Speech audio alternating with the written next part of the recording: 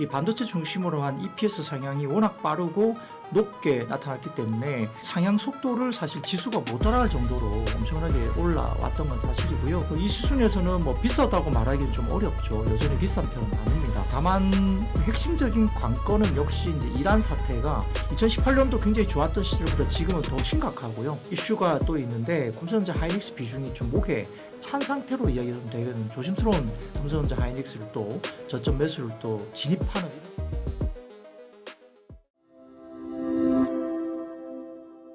안녕하십니까. 예민수의 경제토크 시작합니다. IBK 투자증권 영업부 박근영 부장님 오셨습니다. 어서 오십시오. 안녕하십니까. 와, 코스피가 정말 자고 나면 하루에 100포인트씩 오르는 거죠. 파죽지세 장으로 가고 있었는데 우리가 이제 3.1절 지내고 중동에서 미국이 이제 이란을 공습하고 소위 이란 전쟁이죠. 네, 그 영향을 우리 시장이 일단 좀 받습니다. 그죠? 네. 이게 조정의 빌미일지 아니면 이제 영향이 좀 구조적으로 있을지 어떻게 보십니까? 뭐 밸류션으로 본다면 오늘 빠지기 전에 코스피 지수만 놓고 보면 PER 10.4배 정도 수준이기 때문에 네. 10년 평균 PER이 10.5배니까 뭐 평균 수준치 정도까지 올라와 있던 걸로 보입니다. 절대 지수가 워낙 빠르게 높게 올라왔기 때문에 부담스럽다 말씀을 하실 수도 있겠지만 이 반도체 중심으로 한 EPS 상향이 워낙 빠르고 높게 나타났기 때문에 이 EPS 상향 속도를 사실 지수가 못 따라갈 정도로 엄청나게 올라왔던 건 사실이고요. 그래서 10배 좀 넘는 수준까지 올라와 있는 수준이기 때문에 이 수준에서는 비싸다고 말하기는 좀 어렵죠. 여전히 글로벌 증시 대비로도 10배 초반이면은 그렇게 비싼 편은 아닙니다. 다만 일단 유가가 이번 전쟁 사태 때문에 유가가 튈 수 있는 구간이 될 수 있고, 두 번째로는 이 달러가 강세로 접어들게 된다고 가정이라면 네. 외국인 수급이 다소 조금은 글로벌 수급에서 지난주까지만 해도 그 4주 평균 그 펀드 인플로우가 한국 시장에 역대급으로 레코드 하이로 자금들이 급격하게 들어왔는데 여기도 계속 팔았잖아요. 예, 근데 네. 액티브 자금들은 팔았습니다만 패시브 자금들이 강하게 또 유입이 됐습니다. 그런 것들이 미국계 자금이 들어왔는데 유가가 급하게 튀고 그다음에 달러 베이스, 달러 인덱스가 만약에 달러 강세로 접어들게 되면 외국인들의 스타일 변화가 좀 나타날 수 있는 것이 단기적인 경계 요소인데요. 그러다 보니까 외국인들이 한국 시장에서 약간 주춤해지면서 오히려 미국 시장에 못 올라있던 종목들 중심으로 이런 좀 성장 로테이션이 자금 이동이 또 나타날 수 있다는 우려가 오늘 조심스럽게 이야기는 됩니다. 핵심적인 관건은 역시 이제 이란 사태가 장기화될 것이냐 아니면 좀 단기에 끝날 것이냐가 가장 관건이기 때문에 네. 절대 밸류나 이런 것들보다는 지금은 이란 사태의 빠른 조속한 수습이 사실은 좀 필요한 구간이고요. 장기화됐을 때는 조금 우려스러운 부분이 분명히 있을 수 있습니다. 근데 이제 지수가 워낙 삼성전자 같은 경우도 사려고 하는데 살 기회를 워낙 안 주니까 그죠? 네. 저희도 방송에서 연일 얘기했죠. 지금이라도 사도 됩니까? 지금이라도 사야죠. 지금 이 가격이 어떻게 생각합니까? 분할해서 사야죠. 그런 얘기를 계속 했잖아요. 네. 많은 분들도 그래 조정이 오면 내가 살 거야. 그랬는데 조정이 이렇게 세게 오면 손이 안 나가요. 그죠? 자기가 생각했던 범위에서 네. 한 3, 4%? 4, 5% 땡큐야 사줄 텐데 악재에 의해서 이렇게 삼성전자가 8%씩 빠져버리면 사실 손은 안 나가는 그런 형국인데, 그러나 우리의 그 삼성전자의 들어올 수급이나 이런 걸 보게 되면 그리고 언제 나눠 살지 언제 살지지만 없는 분들은 또 사야 되는 거 아니에요? 사실 저도 긍정적으로 보고는 네. 있습니다. 더군다나 오늘 좀 빠지는 날 리포트가 나와서 약간 좀 머쓱하긴 하지만 오늘 SK증권에서 삼성전자 목표 주가를 30만 원으로 낸 적도 있고요. SK하이닉스를 160만 원까지 목표 주가 사양 조정을 여전히 했습니다. 네. 1분기 관련해서 트렌드 포스에서는 지금은 1분기 디램 계약 가격 상승세가 가속화되고 있는데 지난번 추정치가 1분기 한 20에서 30% 정도 가격이 오를 것으로 기존 추정치가 있었습니다만 네. 트렌드 포스가 이번에 1분기 가격 추정치를 약 90% 정도의 가격이 오를 것으로 추정을 한 이야기가 또 나오고 있는 상황이고요.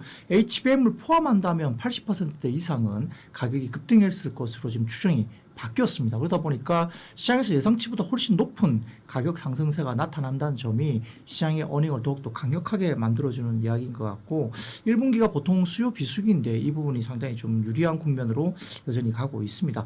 디램 산업뿐만 아니라 이게 이제 낸드까지 번지게 되는 국면인데 아무래도 시장에서는 뭐 디램보다는 낸드가 좀 작은 구간입니다. 매출 규모로 봐서도 네. 좀 상대적으로 작은 어떤 그런 품목인데 낸드까지도 번지고 있고 HDD까지도 지금 가격이 급등세까지 가고 있어서 이 공급의 제약이 상당히 좀 심각하다 부분입니다. 과거에는 지금 이제 디램에 대해서 사이클론 이야기가 있었는데 그 부분은 이제 펀더멘탈리 지금은 PC나 스마트폰 중심으로 이제 사이클이 계속 있었고요. 여기에 따라 수요에 따라서 왔다 갔다 하던 뭐 사이클에 대한 부분들이 있었기 때문에 상당히 조금은 가격 탄력적이 될 수밖에 없죠. 수요에 따라 공급이 달라지고 그다음에 가격이 왔다 갔다 했던 부분인데요. 현재는 서버 관련된 AI 서버 쪽에 관련된 수요가 점증되다 보니까 가격 비탄력적으로 되는 거죠. 아시다시피 CSP 그러니까 어떤 그 클라우드 서비스를 하고 있는 빅테크들이 결국은 캐펙스 증가를 이야기를 하고 있는데 이번 실적 발표를 하면서 과거 추정치보다 더 많이 지금은 이야기를 하고 있어서 캐펙스가 계속 올라가고는 있습니다.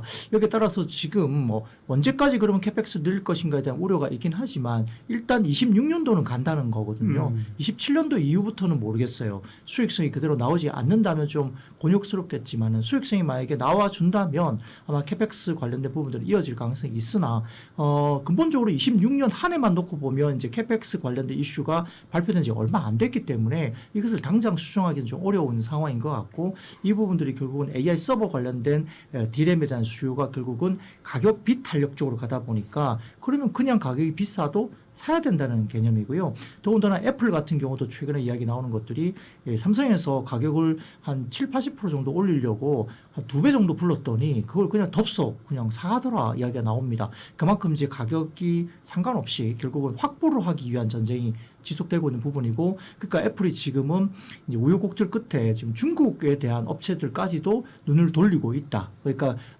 반도체에 대한 공급을 과거에는 지금 신경 쓰지 않았던 중국 업체로 너무 비싸다 보니까 중국 업체로 좀 눈을 돌리고 있다는 이야기가 나옵니다. 물론 뭐 현실화된 건 아닙니다만 그 정도로 지금 가격의 급등세가 워낙 뚜렷하게 나타나고 있는 부분이고 이에 따라 삼성전자나 하이닉스에 대한 이슈들이 불거지면서 상당히 높은 EPS를 여전히 추적할 수밖에 없는 상황이기 때문에 2018년도 굉장히 좋았던 시절보다 지금은 더 심각하고요. 네.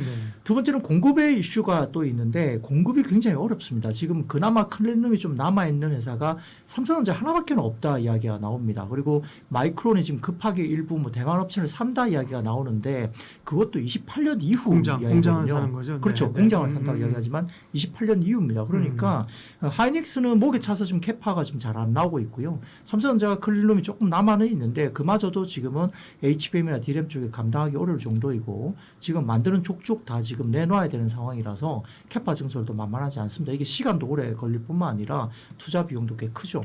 더군다나 과거에 24년, 25년 정도에는 디램 재고가 뭐 16주, 18주 이렇게 재고가 굉장히 많았었는데 최근에 하이닉스 삼성전자의 재고가 한 2주치 정도밖에 없습니다. 그러면 팔면 그냥 바로 내놔야 된다는 이야기거든요. 그만큼 재고 수준도 완전히 역사적인 바닥까지 떨어져 있는 상태이기 때문에 이런 과정에서 이제 반도체를 놓고 지금 한국 시장을 논하기엔 좀 어렵다는 측면에서 주가가 많이 빠지고는 있지만 그래도 반도체 쪽에 어떤 긍정적인 수급이나 개인들의 어떤 뭐 흐름들은 굉장히 좋을 걸로 보입니다. 다만 이제 최근 들어서 좀 들리는 이야기는 오늘도 저희 회사에서 이제 아침에 세미나를 좀 했었는데 일부 이제 국내 기관 펀드들의 액티브 펀드들이 삼성전자 하이닉스 비중이 좀 목에 찬 상태로 이야기가 좀 되는 조심스러운 분위기가 있어서 수급 쪽으로 삼성전자 하이닉스 등을 국내 액티브 펀드 기준으로 더 많이 사기가 좀 어려운 구간이나까지 이야기가 좀 나오는 국면입니다. 그거에 뭐 액티브 펀드에 사실은 수익을 위해서 또 사고 올라가면 왕따 당하지 않으려고 사는데 네. 최근에는 이제 개인들의 자금으로 들어오는 ETF 수요가 많잖아요. 맞습니다. 예, 그렇기 때문에 기관들의 수급이 녹록지 않다는 네. 이야기가 들리고요. 그러니까 기관들 입장에서는 지금 삼성전자 하이닉스를 제대로 지금 비중을 채우지 못하는 구간이니까 오히려 주 SK나 SK 스퀘어, 네. 그다음에 반도체 소부장 이런 쪽으로 이제 풍선 효과로 그런 쪽으로 수급이 흘러 들어가고 있다 말이 나와서 오늘 전쟁 이슈 때문에 주가가 급락하는 하루지만 오전장만 놓고 보더라도 지금 반도체 소부장이 굉장히 급등을 했었습니다.